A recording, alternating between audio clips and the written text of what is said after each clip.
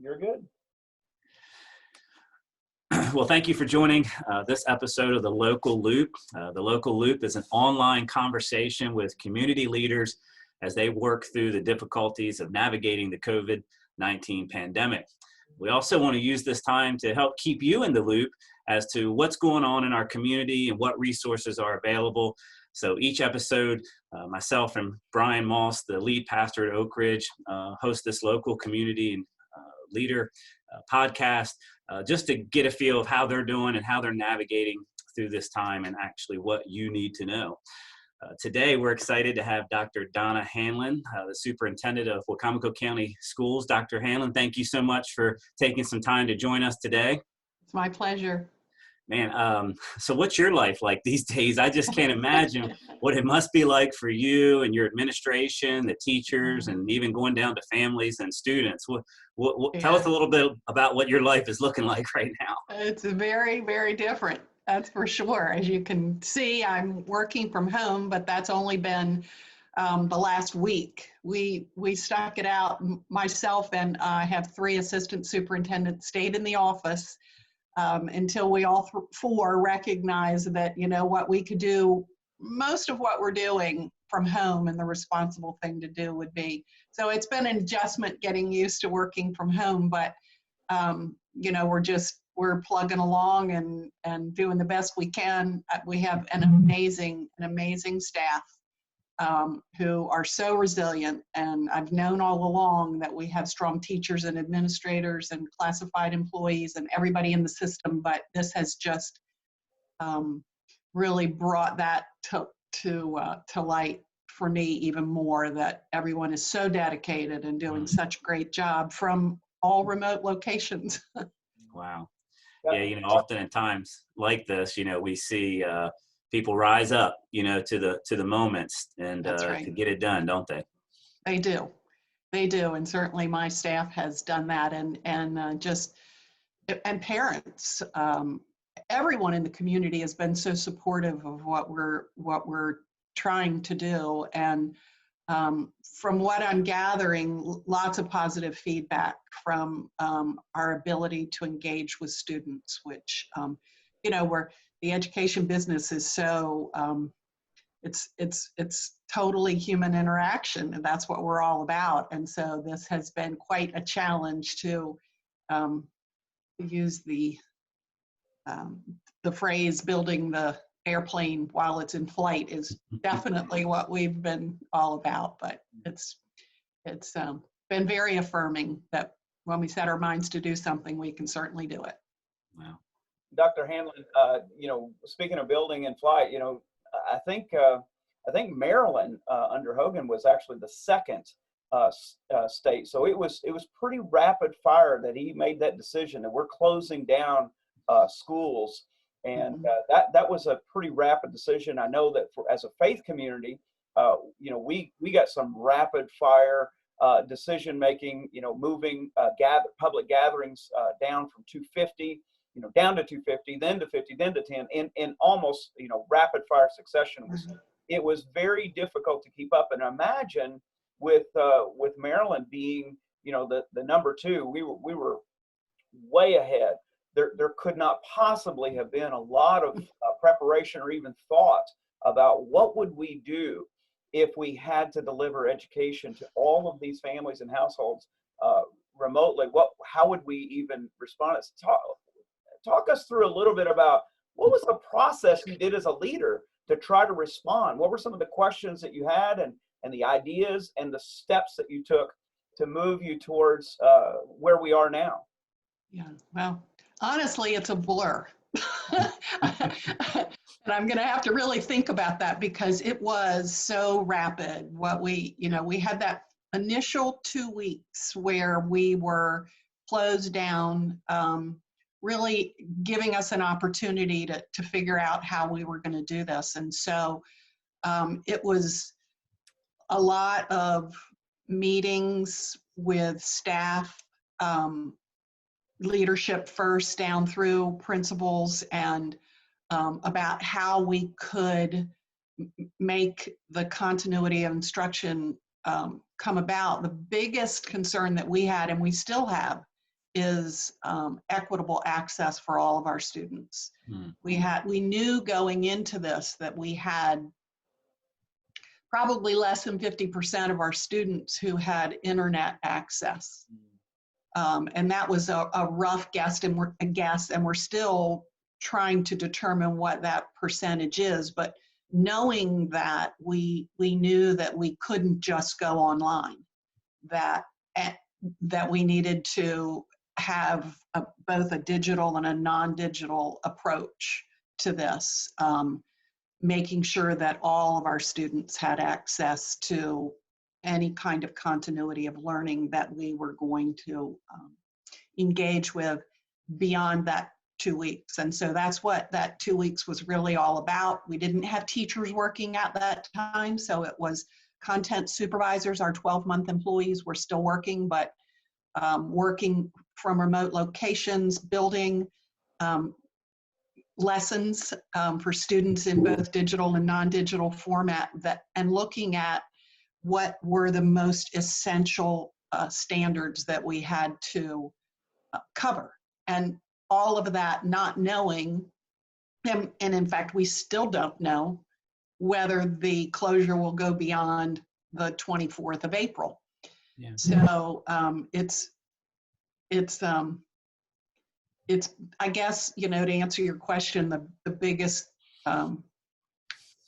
goal that we had was making sure that we were being fair and equitable to all of our students. We had a lot of questions that we had to answer about how to engage with special education students, with our English language learner population. And those basic questions are just the instructional part of it.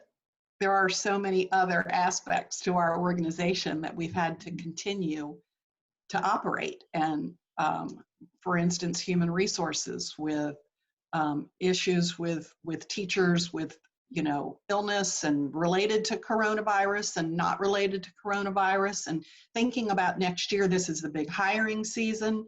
So we've learned how to do interviews online.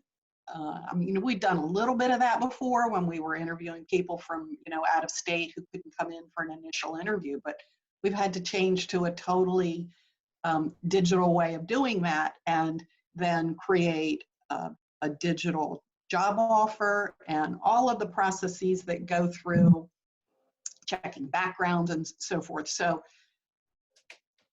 I could go on and on and on about all of the different aspects of the organization. Those initial 2 weeks, while we were working on the instructional part of it, we were also determining our plan for meal distribution. And we started out, I'm trying to even remember now, I think we started out with 4 or 5 schools, and we are now up to 18. Wow. And we're serving students. I think last Thursday, we served 1,600 students in our community in one day.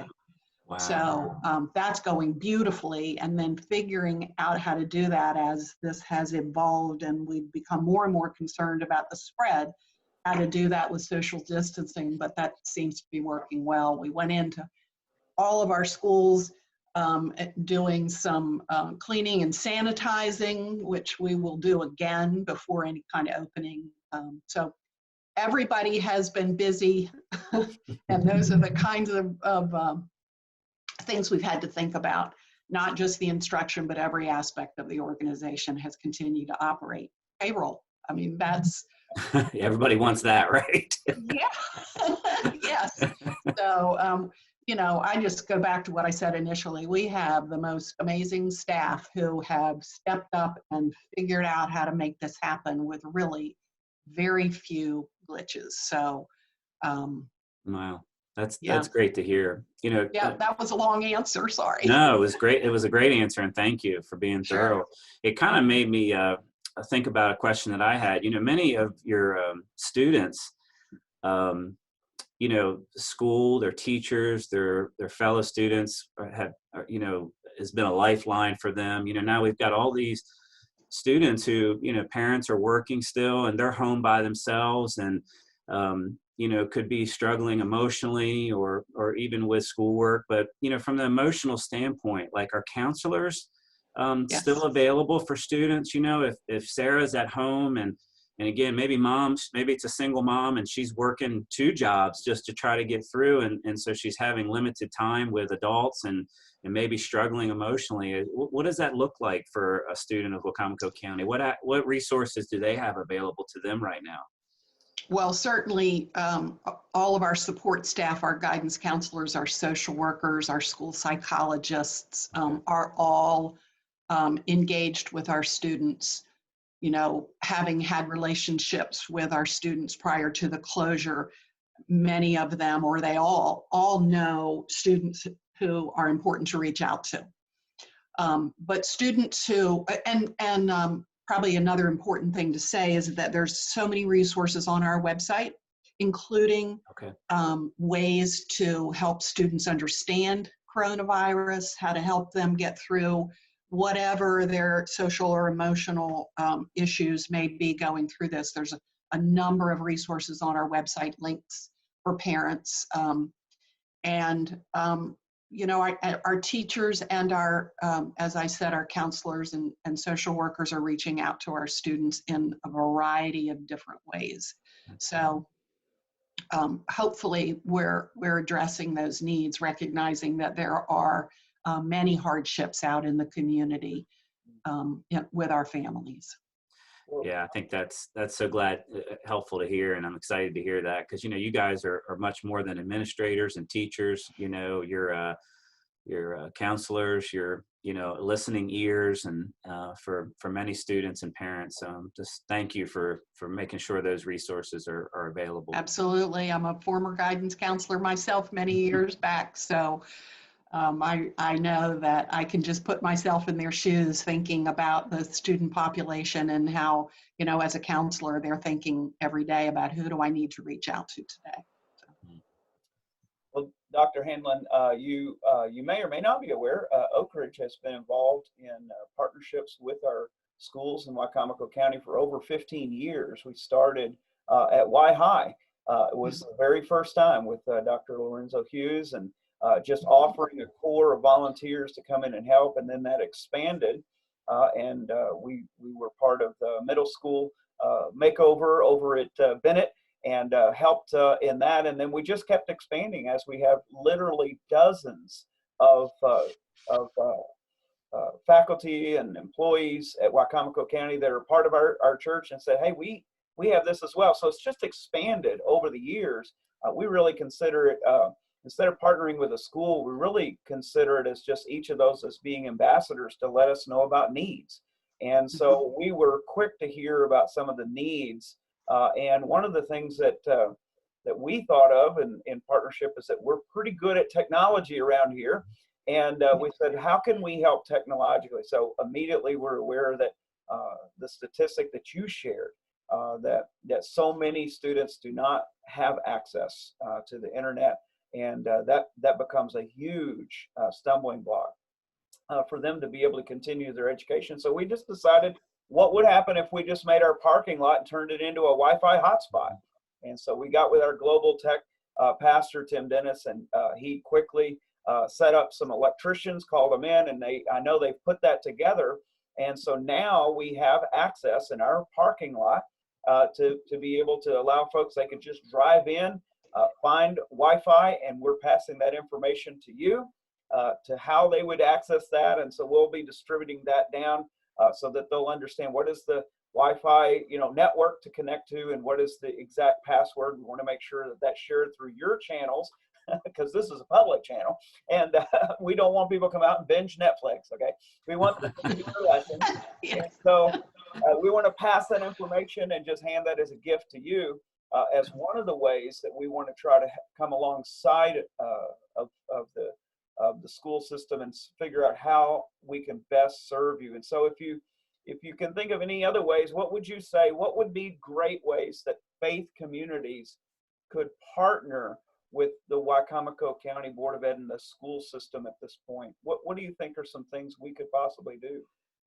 Well, let me just start by saying I'm very aware and so appreciative of your partnership with our schools and all the faith-based community. I've said before that other superintendents across Maryland are often comment to me when I talk about the faith-based partnerships that we have in our schools, that how amazing that is. And it truly is. And we're so appreciative of the support that you provide to the schools. And this particular idea of the hotspot is perfect. I, over the weekend, communicated that gift to our staff, especially to our communications staff who can get that on our website and in various media to let students know that that's available, including the password and or the login and the password. So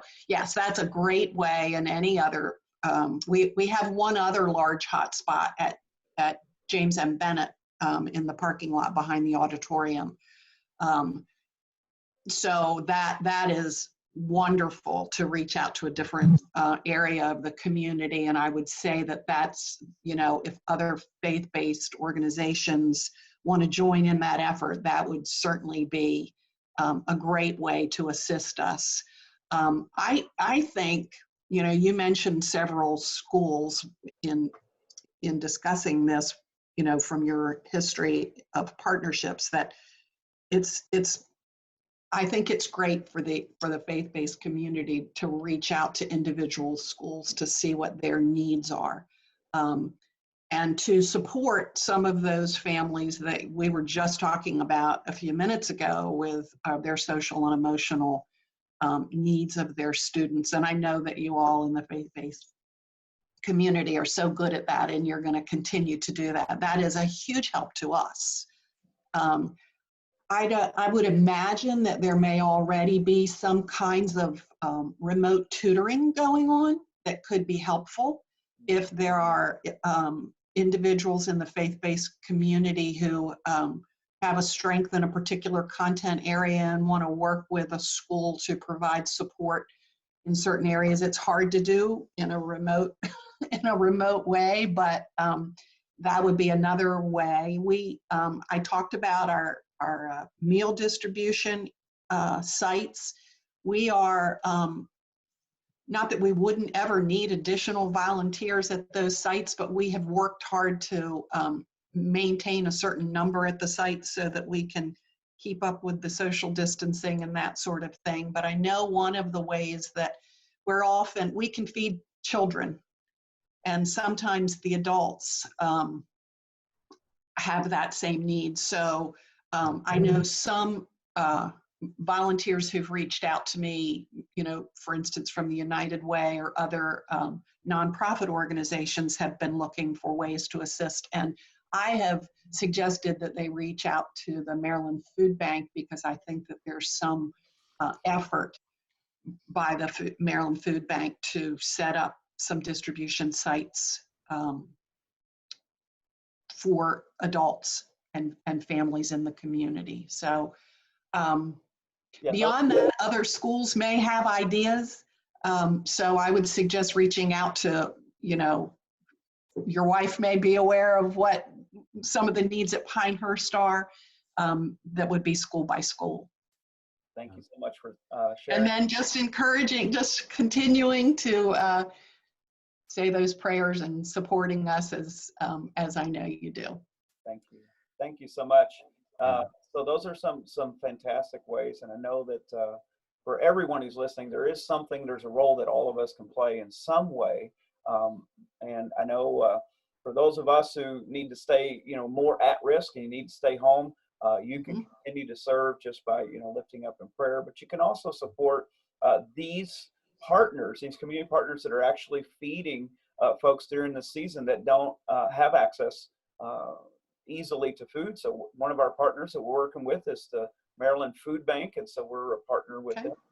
We're all working with the Salvation Army and assisting them in actual home delivery to shut-in elderly, so you can do that. We're partnering with some of the nursing homes. So there's so many ways that you can do that. And so one more, and then I'll let Pastor Bryan Lloyd close us up. The $1 million question. Oh. I hope you're getting ready to ask what I was going to ask. You know it's coming. You know it's coming. What is going to happen for school next year? What are we doing? How long is Yeah. it going? What in the world? Well, that is the $1 million question, and all of us. I am in regular communication with the state superintendent, Dr. Karen Salmon from the Maryland State Department of Education, and all of the 24 superintendents are on conference calls probably every other day, talking about the what ifs, because we're waiting for a decision from the state, whether it's the governor or the state superintendent, to determine whether we're going to remain closed beyond the 24th of April. My guess is that we are, but that is just purely a guess on my part, so we're planning for that. None of us know whether we're going to be able to open schools and having even summer school programs. We're starting to talk about summer school, and we're obviously talking about what a recovery plan would look like. We want to make sure our seniors get graduated this year and that students get the basic instruction that they need to move on to the next level. So we're having a lot of conversation about grading and final grades for the year, and all of that will be probably those kinds of decisions and announcements will be coming in the next couple of weeks, especially once we know what we're doing ultimately. I wish I had the answer to that question, but it's something that we're definitely thinking about now that we have kind of gotten into a rhythm with our continuity of learning plan. We're starting to look at what that recovery plan looks like, because we know this is not regular school. We know students are going to, I think some people have referred to it as the coronavirus slide rather than the summer slide. And we don't know how long it's going to last, but we know our students are going to have needs. So we are already discussing what that plan will look like, and we'll be announcing as much as we can as soon as we can, because we know our families want to know. Yeah. Sounds like a great time for the year-round school to kick in. I don't know about that. Yep. There's been some conversation about that. I have not had that conversation with our board yet, but there's been some conversation on the state level, especially by a legislator who's particularly interested in year-round school. Years ago in Wicomico County, I think it was Del Mar Elementary School had part of their school on a year-round calendar. So we have tried it before, and it doesn't have to be a state decision. It can be a jurisdictional decision. So Wow. never say never. Yeah. I'm sure all the We've learned students that. I'm sure all the students would vote for it. You think? Dr. Hanlin, thank you so Absolutely. much for keeping us in the loop, doing such a great job with your administration, your staff, all the teachers and faculty, and just serving our community well. We thank you for your time, and we're here and we're supporting you and rooting you on and praying for you as well. Thank you. So thank you so much. I appreciate you giving me this opportunity and all that you do for our schools. Yes. Thank you. Okay.